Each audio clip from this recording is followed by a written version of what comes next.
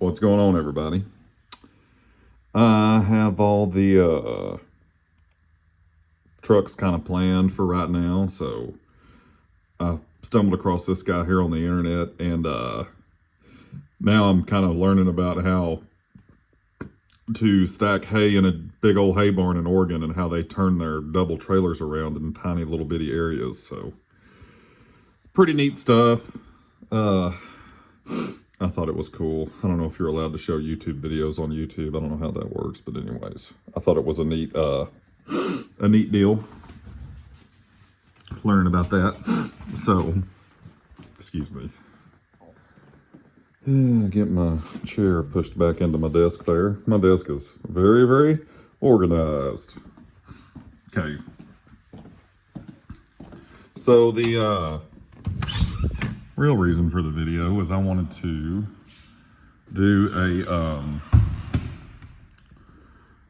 a 50,000 mile review on the International here, and really there's not much to talk about. So I want to say we picked up this truck with 12 or possibly 1,300 miles on it. Not much, less than 2,000 I want to say. And we picked it up first, second week of August time frame. Got it on the road last week of August, first week of September-ish, somewhere around there. I could probably go look at the logs and figure out its in-service date, but I can't remember off the top of my head. So right out of the gate, we had an issue with the knock sensor. It gave us some D-rate warnings, and then it would all kind of go away. So we just ran like that for a little while. And then one time it did it up in Utah. So we took it up to, I want to say it was either International in Salt Lake City or International or some place up there. Anyways, it was an International place, I remember that. So they got hooked up to it, and this was like on a Wednesday or Thursday, I want to say. They hooked up to it, said that, yeah, your knock sensor's acting as if it's bad, but Cummins wants International to make sure that it's not on International side, and International wants to make sure it's not on the Cummins side, and blah, blah, blah. Long and short of it was Cummins and International were basically pointing fingers at one another. And the mechanic was leaving to go on vacation and wasn't going to be back for like 5 days. So there's like, yeah, you can just let it sit here for 5 days, and then, we'll get back after it. And I was like, well, I ain't going to do that. And so they just went ahead and cleared the codes for us. Then we had to pay a bill, because whenever you take a truck in for warranty and the whatever the claim is not resolved, or the problem isn't narrowed down to a failed component that they can point to and submit to warranty, you get a bill. So they cleared the codes. We trucked on for another week or two or something, and then a couple weeks later we're out in Nevada, and it did it again. This time we got the truck over there into Cummins in Elko, Nevada, and we called them ahead, and they got us right in, got us right out. I think he was in there at 7:30 in the morning. I think he was back trucking at 2 or 3 in the afternoon. It was all took care of. Everything was hunky-dory, and truck was back rolling in a couple of hours. And since that day, we have not had any problems with the engine. So we've had a couple of issues with the truck. One issue is over here on this battery box. I'm going to show y'all. And part of it's because I haven't gone up to International and got a new clip. But this guy right here on the other side fell off, which I thought it was kind of put on there in a bind anyways, but as you can see, the latch is just broke, gone. The part that it goes into is there, but the tab thingy itself is gone. Then another issue we've had with the window, or with the truck, is this window right here, the one that pops up out of the sleeper. The driver took off with the window open. It's like a wing style. And he took off with it open. And then it broke the latch, kind of separated inside. Well, he got it back home and I got up in there and looked, and it just a little snap together thing. I put it together and got back in the truck and tried closing it and it wouldn't close. And so I went over to the other side and checked it, see kind of what its resistance was, and didn't have much resistance. So I pushed on a little harder, snapped the latch. And I thought, what in the world? And so then I stuck a pair of pliers on it and rolled the latch, and then it opened and closed just fine. So I don't know what in the world I was bound up against inside the sleeper wall there, but it was something. So anyways, it'll still open and close, but you got to put like a pair of pliers or use your thumb and forefinger to kind of roll the thing around, because it's kind of like a little cam deal that like stretches out a little arm in there. It's kind of a silly design, but they didn't ask me. So as far as I know, and there's one quick way to test, because I sent him out with 3 gallons of motor oil. This truck has 51,759. So right there, 51,759 on it. And as far as I know, I don't think he's added a drop of motor oil to this thing yet. And I know I haven't. Let's see here. Oh, yep. He finally added a gallon. There it is, there's an empty gallon. And that one's full, that one's full. He finally added a gallon to it. Pretty impressive. 50, matter of fact, I'm gonna swap that gallon out for him. But I think I'm gonna have to get in under his bed. No, I'll just get this one out. Set it over here so it can be refilled from the tank or the drum. And I will get him another gallon out of the little parts room here. There's one.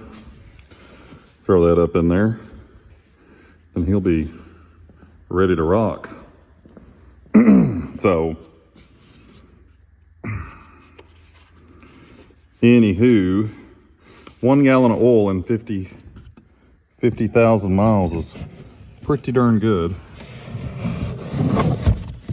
All right. Make sure the lid's on there good and real nice and tight. His fuel filter's still here and everything's good with that. Haven't had a fuel filter issue. Everything's still hunky-dory with that. All right. Okay. Well, and that's another thing I don't like about these internationals. You gotta like get pretty violent with this thing to get it to close. There it is. Okay. Put the key back in the switch here.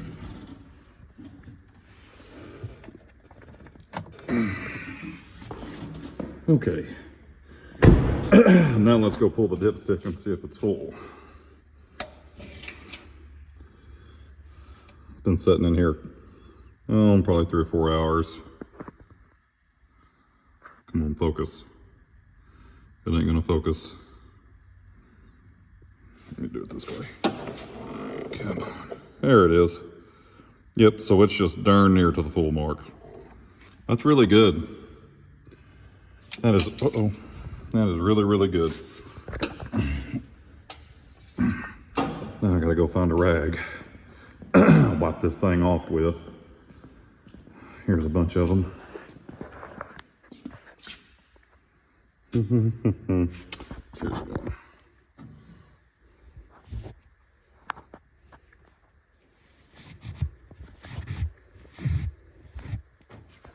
Okay.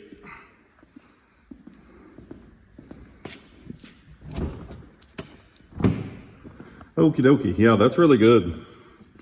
51,000 miles and only used 1 gallon of oil. That's really good. Okie dokie. And he hasn't put any coolant in it. So that's been kind of a issue we've had with previous X15s, is they would kind of go through some coolant, but this one does not seem to be doing it. So it's still right there at basically the cold max line. So right down here is cold minimum and there's cold maximum. So that's pretty good. Haven't put any coolant in it. Steer tires are wearing good. These are Goodyear Endurance LHSs up front. Drive tires are wearing good. Goodyear Endurance LHDs. Low Pro 22.5s. I will say this truck, I had really high hopes for it to get good fuel mileage, because we had one of these X15s in another truck 102, which we've since sold that truck. And that truck got exceptionally good fuel mileage. I think its best quarter, it got like 7.1 or something. It was low sevens. And its worst quarter, I think, was like 6.6 or something like that. But I've noticed with these X15s, they seem to, the cold weather really seems to hurt them for fuel mileage. It just kicks them right in the teeth, it seems like. In our, and with what we do anyways, the wintertime seems to really get them down on fuel mileage. So that truck had 325 rear ends on Low Pro 22 tires. So I was thinking that a 308 rear, which is what this truck come with, would do even better on fuel, because it would be turning that much lower RPMs, but really it's not. This truck is doing about the same or a little worse than that 389 was, which really surprised me, because this truck is a much more aerodynamic package here. And you know, with the sloped hood and everything like that. And you know, quite a bit more aerodynamic than an extended hood Pete. So I was a little bit let down on that. And then one particular tank, I just happened to check it because the driver was, we were really hurrying a load. He picked up a load in Elma, New York, and had to take it to Salt Lake City, and didn't have much time to get there. So, you know, we were running the speed limit, and kind of, you know, time was of the essence.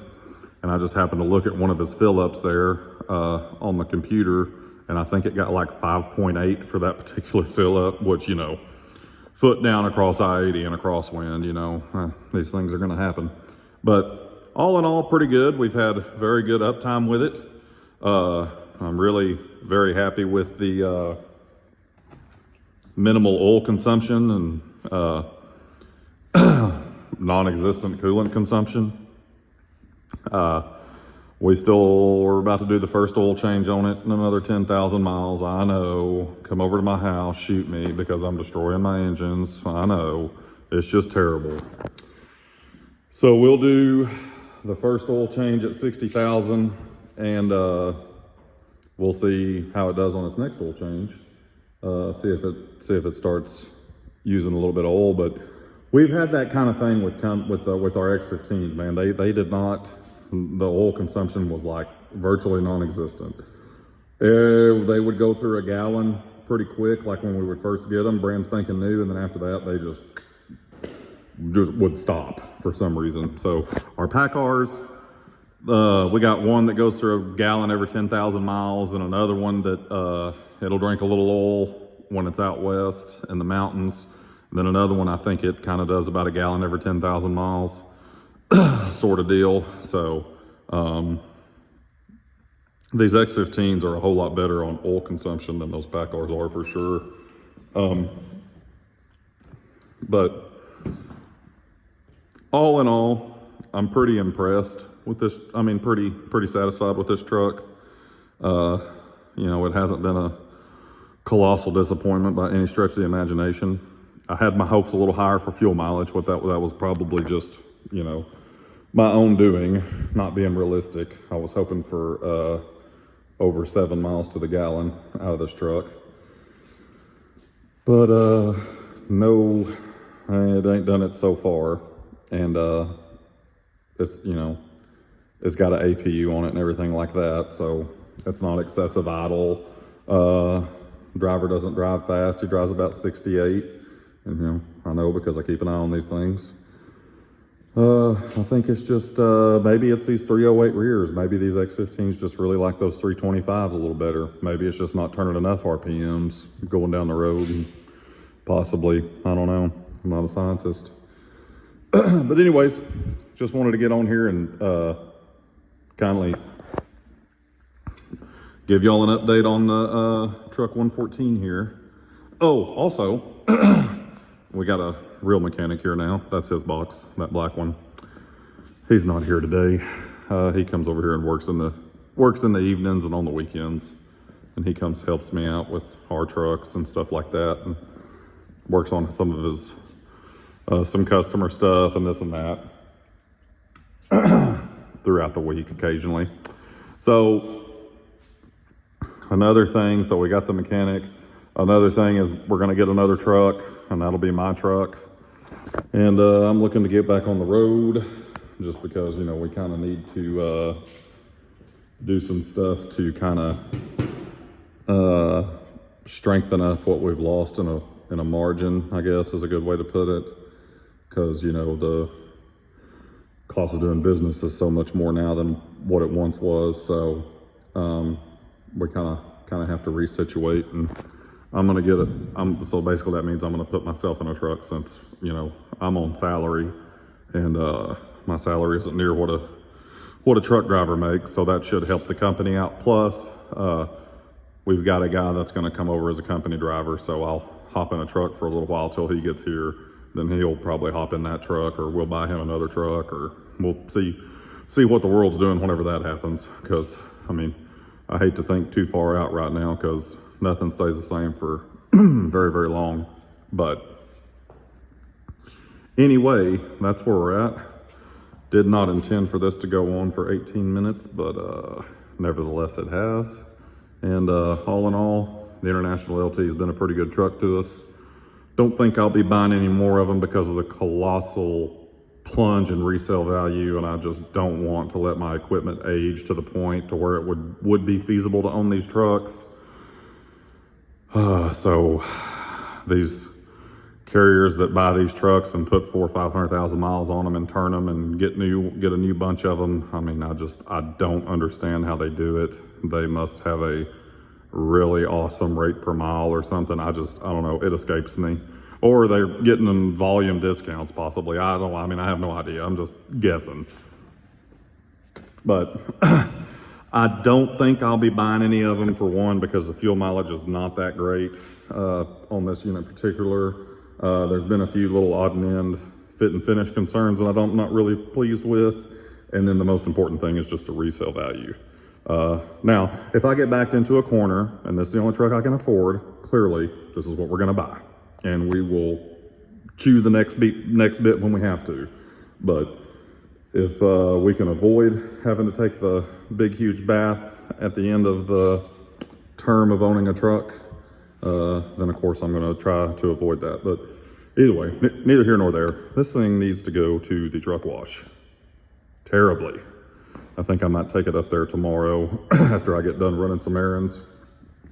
I might hop in it and run up there and get it sprayed off and bring it back down here. And it's in the shop to get its little ever so often PM. We got to grease it and check the tire pressure and the lights and see if there's any leaks and all that kind of stuff. And spray it off and send it back out for another lap. But anywho, guys, thanks for watching, and I'll try to get a video out to y'all whenever we get that next truck in. Maybe show y'all how we rig one up to go out on the road, trimming the stacks down and all that kind of different stuff. So thanks for watching, and take care. Oh yeah, Happy New Year.